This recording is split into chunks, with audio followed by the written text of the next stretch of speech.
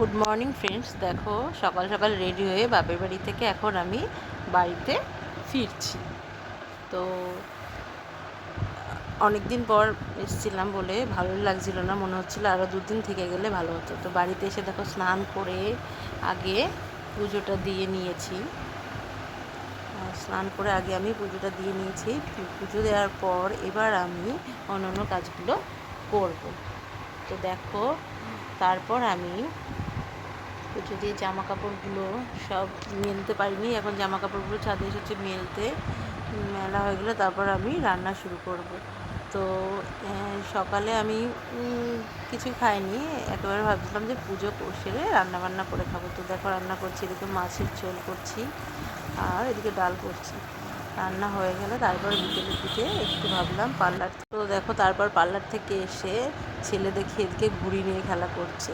তো তারপর তাকে স্নান ধান করিয়ে তারপর আমরা একসাথে খেতে বসলাম। তো আমার আজকের ব্লগটা কেমন লাগলো তোমাদের, তোমরা অবশ্যই কমেন্ট করে জানাবে। অবশ্যই কিন্তু লাইক করে দেবে এবং সাবস্ক্রাইব করবে। টাটা।